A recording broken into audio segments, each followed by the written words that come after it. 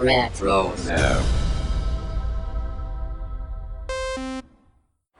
What's up, guys? This is Daniel Logan, Boba Fett from Attack of the Clones, the Clone Wars, Book of Boba, Skywalker Saga game, and hopefully many more things in the Star Wars galaxy.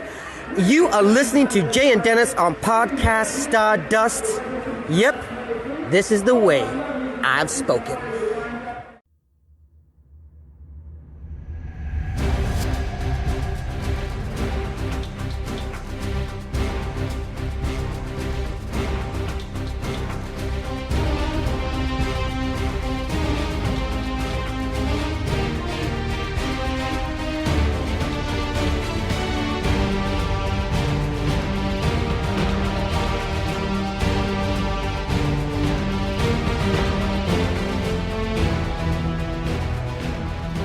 Welcome to Podcast Stardust. This is the fully armed and operational podcast dedicated to Star Wars news, reviews, and discussion. I'm Dennis Keithley. And I'm Jay Krebs. And we are kicking off the weekend with the first news episode of Podcast Stardust for July 2025. But before we get into that, Jay, I want to remind everybody where we can be found on social media. Absolutely. We are on Facebook and Instagram conveniently at Podcast Stardust. Okay, but just a line, the signal's boosted to maximum output. The shield is down. We are now broadcasting to the galaxy. So before we get started, just want to wish a happy 4th of July to all of our listeners in the United States, which is where we both happen to be right now.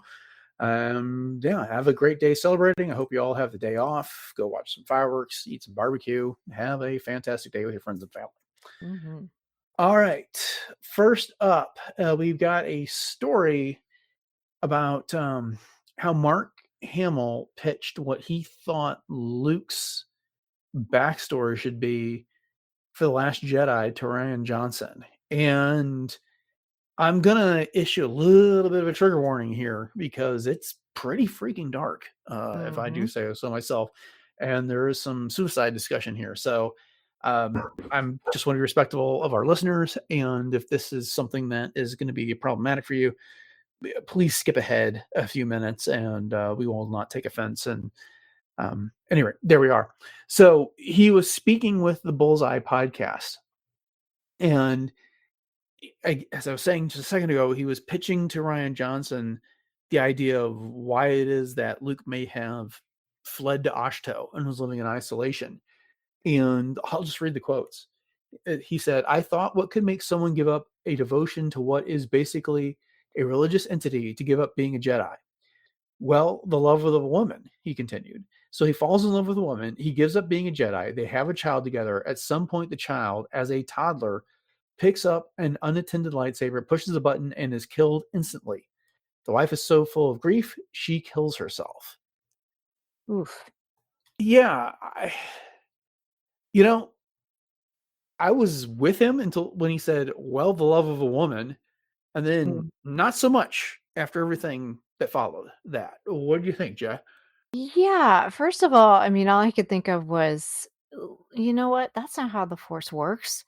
And secondly, even if that was something that you thought might be a pitch, I don't know if you'd want to share that publicly, Yeah. But I want to back up for just a second. So I know when The Force Awakens came out, we all kind of speculated, not kind of, we did speculated on what those stones were. And we all thought, oh, what if it's Mara Jade? We were looking for these connections, of course, to Yeah, legends gravestone. and Right. And we were talking about that in our Ask Me Anything Star Wars, as far as how the sequel versus the prequel or the legends line of characters and whatnot.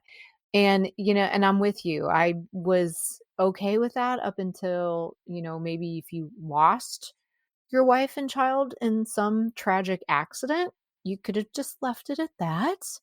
But I can't even see Star Wars in general being a a movie that would go that far. You know what I mean? And I don't know. I just feel that was a little out of pocket, quite honestly. It's way too dark, I think, for Star Wars here. And I know we're in an age right now where Star Wars is experimenting and trying to do things with subgenres of science fiction and fantasy. We saw that with Skeleton Crew. We basically got a Goonies-esque type of a show there. And look at Andor seasons 1 and 2. A much darker spy type thing than what we're used to out of Star Wars here. And right, you're not wrong. When we saw the end of The Force Awakens, and there's Luke in his ceremonial Jedi garb, and he's on the top of that cliff overlooking the ocean, there was a particular stone that looked like it might be a headstone for a grave there. And there was lots of speculation that, he was there grieving, having lost someone. So when he says, well, the love of woman, so he falls in love with a woman and he gives up being a Jedi, makes sense. I can appreciate that part of it here, because unlike his father, who fell in love with a woman, which led to attachment, which led to him falling to the dark side, Luke, recognizes that, learns the lesson from his father. Maybe he's had a visit from Force Ghost Anakin and had some sort of discussion there. It's just everything that comes after that. It's just I don't need a child being murdered or killed, however you want to put it there, for that, in order to make that one work. If it had been Ben Solo became Kylo Ren, and some sort of a scene, not reminiscent of what we got to see at the beginning of Rogue One, when Lyra Urso gets killed, in something like that, and that's what drove Jedi to leave everything behind, or drove Luke to leave everything behind. Yeah, okay, I can find that. It is a bit of a trope, though. I mean, especially in Legends, how many women were that Luke was interested in that got killed and things like that. So there's that as well. But okay, fine. But that is a little bit easier to handle. Fortunately, honestly, I'm just kind of glad it wasn't anything like that. I think, whether you agree with the execution of everything as it came off in The Last Jedi or The Rise of Skywalker or not, the relationship he had with Ben and everything that came out of that relationship and the way it fell apart, it works. And I'm really glad we avoided this. I'm glad Rian Johnson didn't take him up on the offer. Yeah, I agree. And I mean, I guess one could argue that there's been some type of, think where I'm going with this is Anakin and the Younglings. You know what I mean? And that has kind of been crossed the line as well. But this is kind of, it's different.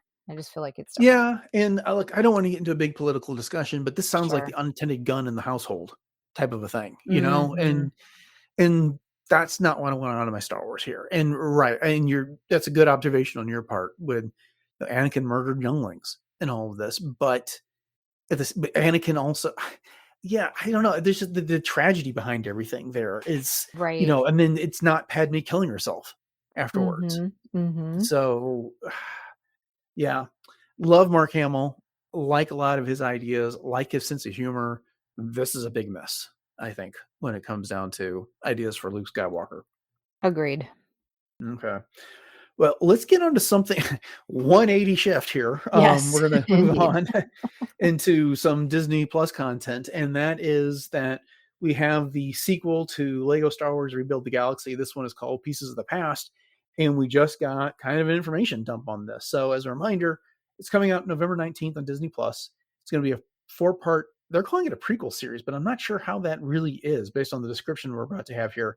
But it's going to expand on the ever-changing future of Sig Griebling's universe, which has turned upside down in every which way in last year's original series debut, Lego Star Wars Rebuild the Galaxy. So that's right off the website there. And so we got a number of things about this show. They are promoting the release of a new Lego set that's coming out, which is called the Snowspeeder the Force Burner, which looks like it was a snowspeeder that was painted in hot rod colors Right. when I looked at it, black with flames on there. But one of the included characters is the villain of Pieces of the Past, which is Solitus, I guess is how you pronounce it, Solitus, who they've also released a little character poster for. He is some sort of a Jedi Sith type character who's got a pair of purple lightsabers that are chained in the middle. And he is described as being a pure evil force, and he has no tug between the light and the dark. But he is also the former master of Jedi Bob. So before we get into too much else that we're finding out about Pieces of the Past, what do you think about all of this so far? Well, of course, Lego Star Wars is always so much fun. Hmm. The only thing I could think of is that calling it a prequel is that they're going to get into maybe the origins of this Darth Solitus or Solitus or whatever he's called. Hmm. But I love the snow speeder. As you said, it's very hot rodish. That definitely catches the attention. And I have to say, I mean, this new Darth character with the two purple lightsabers, though, I don't know. Mace Windu might have something to say about that. However, I know that in the Knights of the Old Republic, there were some purple lightsabers as well. But I Hmm. like the idea of this character that is literally chained to all of these other, Legos and chained to himself and essentially, and there's no tug to the light at all. He's just pure evil. Yeah, I kind of like the idea of this. It's like, well, they're saying these two lightsabers are chained together, and like it's like force nunchucks, right? I mean, it's just Yeah, exactly. an That's interesting very idea. So cool. I'm kind of curious as how he's going to use that. So they also talked a bit about the cast. So we have a lot of returning members.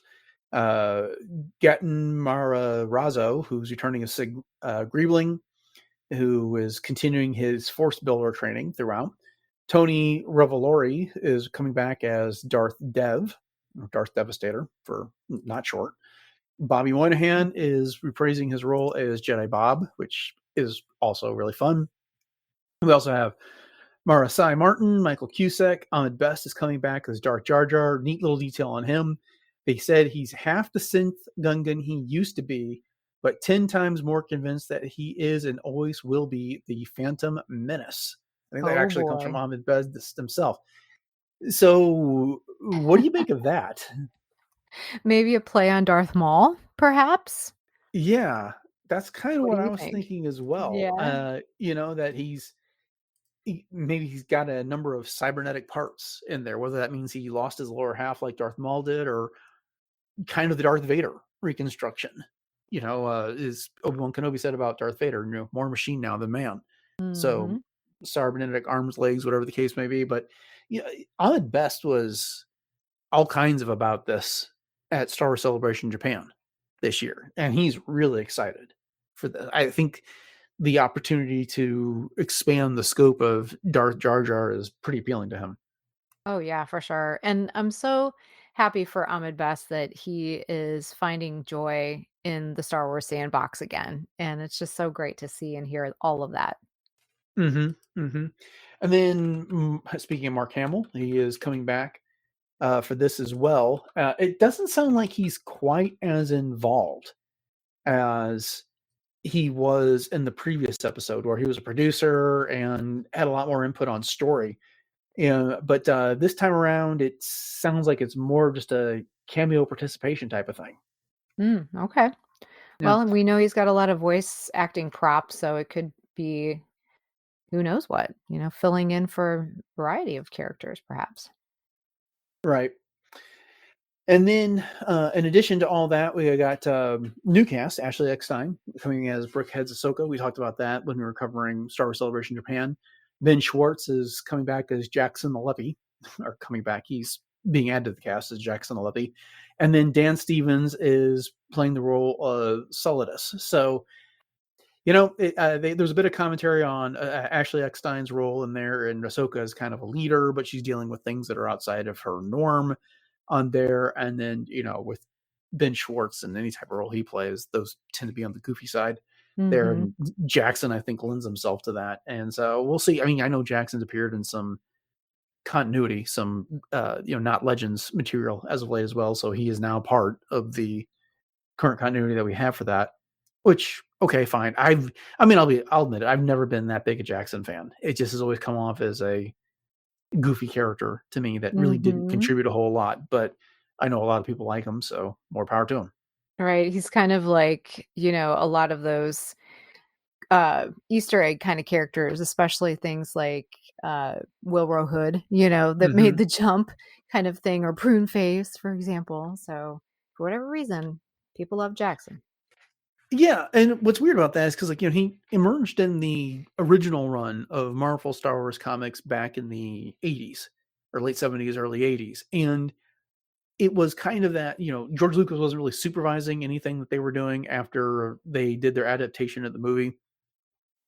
And so they made a Green Rabbit. Bugs Bunny turned green, so to speak. And they added him there. And he was written off as being kind of wacky, weird, and no one particularly cared for him. But a few select people seem to have had a soft spot for Jackson and now really turned him into a thing over the past 10 years. And he's crept up in more and more things. I mean, he was in, From a Certain Point of View, the Empire Strikes Back edition of that. And I think it was Kevin Scott that actually wrote that story, if I'm not mistaken. Oh, wow. That sounds correct. Yeah, it sounds right up Kevin's avenue with that one. And now he's just kind of worked his way back into all of this, and it's fine. I mean, he's never played a super important role in anything, and I think for that I'm kind of glad, because he's just his kind of the lighter side of Star Wars.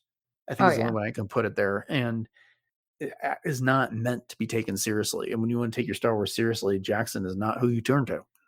And that's why he's in Lego Star Wars. There you go. Right. And I think in our notes you have November 19th. It is September 19th. Oh, September. According to the little poster there on the website. Well, I will fix our notes. Not that it matters, but so September 19th. So it's coming out this early this fall, late this summer, early this fall. So that's something to look forward to. I'm sure we'll be covering it here. We've enjoyed the Lego Star Wars. It's, the best way to take those things is that they're not really meant to be taken seriously. They are a fun escape, a fun, different way of looking at Star Wars. They frequently are a nice piece of satire, and we've been doing that with our Laugh It Up Fuzzball series as of late.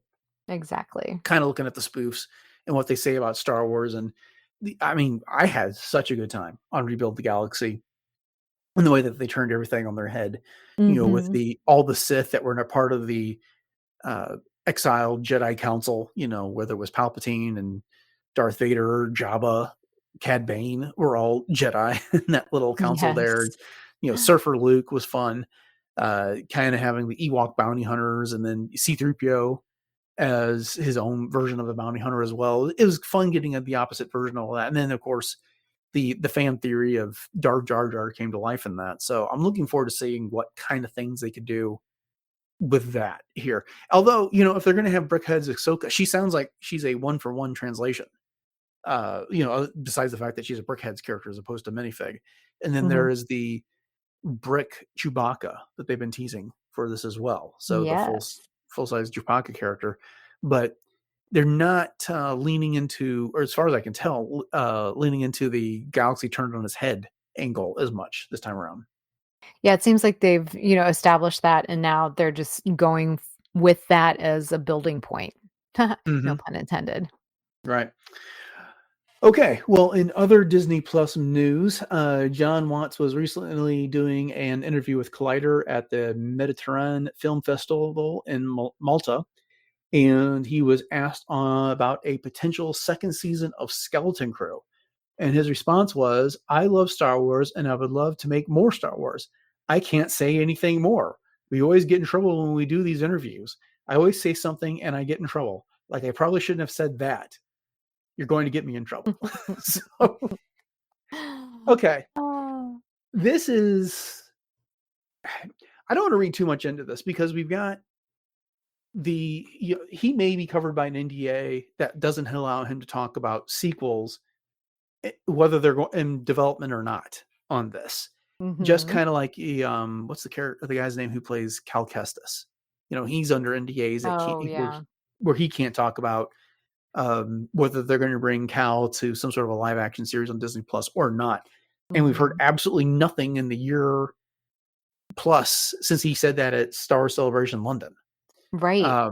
So, just because he can't say anything does not mean that anything is in development, and there's that. But because they're putting everything under lock and key. They don't want to give away ideas. They don't, these things are timed for a reason to build up marketing, which is weird when you think about it, because how many things have they officially announced that have not actually come to be when it comes to Star Wars? Exactly. A lot. Rogue Squadron, highest on the list right now. And then the new Jedi Order movie is just setback after setback. right now. And so, we've had more directors and people, Ryan Johnson's trilogy. We've talked that to death on this, but what do you think? You up for a second season of Skeleton Crew? Oh, heck yeah. I mean, this series was so compelling, and it was one of those kinds of things that I've said before. It was a fun water cooler kind of show, and it was surprising in a lot of ways because it was an unexpected hit. It started off kind of slow, and then as the momentum grew, so many people just fell in love with it. So I think that there's a lot of people that would be up for a second season. And, Mhm. I think it would be so much fun to do a time hop type thing because obviously if you're going to bring back the original characters of the kids, they are going to look a lot older because you're looking at the time that it was filmed versus the time that it would be filmed for a second season. And so I think that that would be really fun to see how they step into maybe some new roles and, get at into potentially, reintegrate and do a lot of things. I mean, I think that there's a lot of storytelling that's just super ripe for this show. Yeah. Yeah. I mean, I would love to see another season. I loved everyone that was in this. There's been rumors they haven't hit any of the usual industry rags that we talk about, the Deadspin and Vanity Fair, Variety, Hollywood Reporter type things, that Jude Law is going to be appearing in multiple Star Wars series going forward, reprising Mhm. his role as Jod Nod Wood. Kind of a funny name now, looking back on it. But again, there's not been any Lucasfilm is not going to make an official announcement about that. But usually, when it hits the Hollywood Report and the like, then you can take it to the bank that this is something that's going to happen, that's in development, and it's going to be produced at some point. Meanwhile, I know recently I've seen that her name, Ryan Kira Armstrong, who played Fern, is going to be appearing and what is currently being described as an untitled Buffy the Vampire Slayer reboot project. Oh, okay. So she's going to be busy for a little bit, and then Ravi Kabat Conyers is going to be in the Oswald the Lucky Rabbit live action series that's coming to Disney Plus that Jon Favreau is doing for Disney. Oh, So okay. looks like those two at least are going to be tied up for a little bit. I haven't checked to see if Kriana Crater or Robert Timothy Smith have been attached to anything lately, but I have IMDb open, so let's take a look. Hmm. No, Kriana doesn't have anything listed, and Robert Timothy Smith. This is riveting podcasting. I know while everyone listens to me look at the internet, but he's going to be in something called Almost Home, but that's just a short. It's in post-production, so his schedule's clear. So at least those two are available there. What would you rather have? Would you rather have another Skeleton Crew type series with the kids, or something a bit more PG-13 with Jod Nod Wood? Well, I think as the kids get a little older, you could do a little bit of both, quite honestly, Mm-hmm. because you could hit on some more adult-ish themes since the kids will be a little bit older, but you can Mm-hmm. still have that sense of, the Goonies feel, like the piracy feel, and, integrating into things like even the Ahsoka series in some way, shape, or form. And even because it's set in the same time period. So, even if it was that there was cameos that could be made from across the, Star Wars universe that could come in, I think that would be fun. But I think that Mm-hmm. there'd be a lot of room for some new villains, maybe some other hostile species, some more world building. They could go on new adventures. They could try to seek out more of the jewel planets, those types of things. So it wouldn't be necessarily, on that upper adult edge of PG-13, but I definitely think that you could mature the storytelling a little bit. What about you? I admire your ability to not pick one of those two options there. Yeah. Kind of immersion there. Um, honestly, my only concern is that, these kids are in their middle teens right now. So if we're going to wait too much longer, I don't know that they'd be right for the same type of a Goonies-esque type of a feel. That doesn't mean you couldn't put them in something else and have John Watts produce it and come on. He did the most recent Spider-Man MCU movies, and have it come off with that same type of atmosphere, that same type of feeling, and it would be amazing. But part of me would really love to see Jude Law in a position that, no holds barred with that, because there's, while he was threatening kids with a lightsaber in Skeleton Crew, they did kind of have a limit on how far they could go with that. That was definitely a PG. That was not a PG-13 series when it came down to it. So I think it could be really fun to see him in much more of an underworld environment, dealing with a lot of those characters that did survive the Skeleton Crew and the like, and others that might be out there without, and I hate to use this, it's not pejorative, but same, without him being shackled to the kids environment, that type of an audience type of there. So that being said, I mean, John Watts does, he this type of thing very, very well. So if he's got that idea out there, then I would run with it. I'd sign up for whatever he produced in a heartbeat. Yeah, same. And I think, they could learn a lot from series like Stranger Things, because those kids have definitely grown up in that series. And yes, the themes were initially more dark to begin with for them. But I mean, that's a good example of how you can expand on the maturity level of those actors, those younger actors, and then explore different themes, but yet not redo everything that you've already done. You know what I mean? Mhm. But I think Well, for Neil, he needs to have some kind of like a hydrotherapy tech job, maybe designing floating paw schools or something like that. And that needs to be explored. really have Tusk come in like his dad. Yeah, and I'll have to take your word on it, Stranger Things, because I still haven't seen that series, not 1 minute. That's right. We've talked about So, that. right. Okay, well, we got one last story, and we kind of started on an awkward note, and we're going to end on a sad note, and that is that Ken Colley, the actor who portrayed Admiral Piet in the original trilogy, has passed away at the age of 87.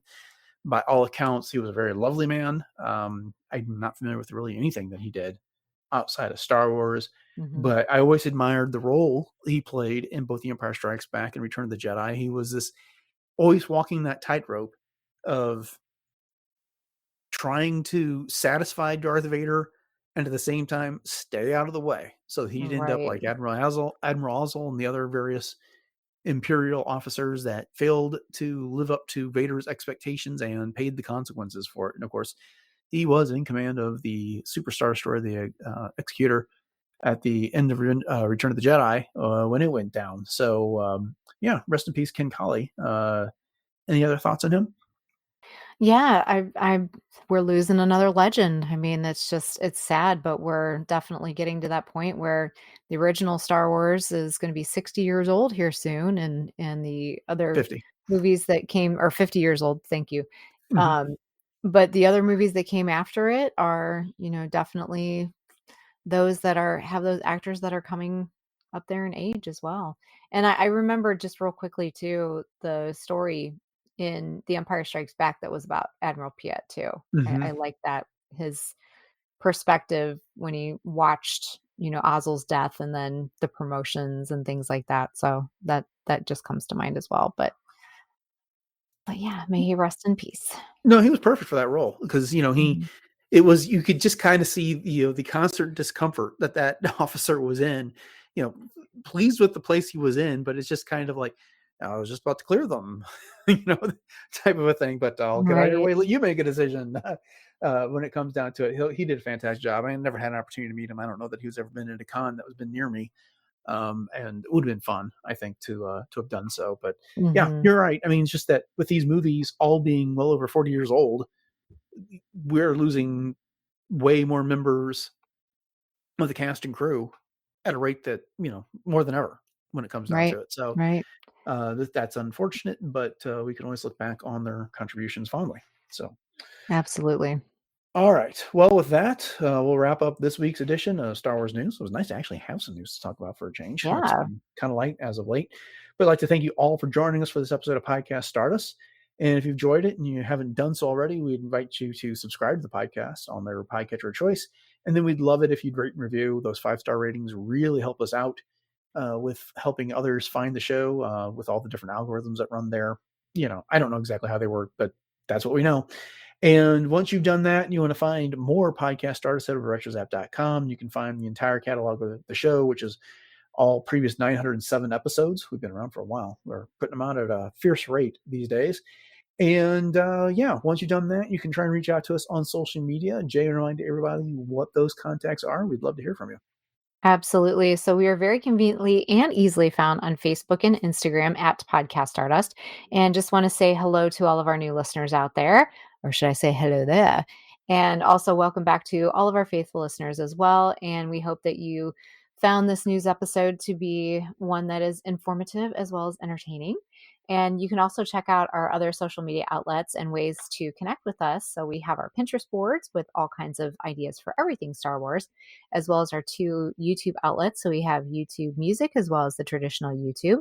So head over to both of those, like, subscribe, and share those out. And you can also use Facebook and Instagram to do that as well. And while you're at it, you can also support the show by picking up a t-shirt or a coffee mug or something with one of 7 Podcast Stardust logos on it available at our TeePublic store. So if you do happen to pick something up, please make sure you snap a picture and tag us so we can see where those end up out in the wild.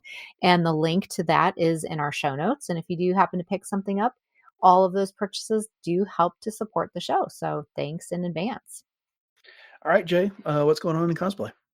All right. Well, you can always catch me on my Instagram, which is at j.snipscosplay. And I have several Star Wars characters that I use as my main. So I've got Ahsoka from the Clone Wars, 2 different versions of Hera, as well as my 4th sister, my original concept Mandalorian based on Tahiri Vela from Legends, as well as Leia Endor and many more, both Star Wars and non-Star Wars. And once again, that's at j.snipscosplay on Instagram. Okay, upcoming on the show on Monday, we are resuming our Clone Wars rewatch with a look at episode 11 from season 2, which is Lightsaber Lost. Fun episode, so make sure you join us for that. And then on Wednesday, we are getting back into some Marvel Comics with a look at the High Republic Fear of the Jedi issues 1 and 2, as this year is starting to wrap up the High Republic. We're getting towards the end of that, and these 2 issues are part of the journey. So if you've been interested in the High Republic at all, or you just like Marvel Comics or our discussion Star Wars, make sure you're around for that show as well. But with that said, thanks for listening to episode 908 of Podcast Stardust, everyone. Have a great weekend. Enjoy your 4th of July. And until next time, may the Force be with you.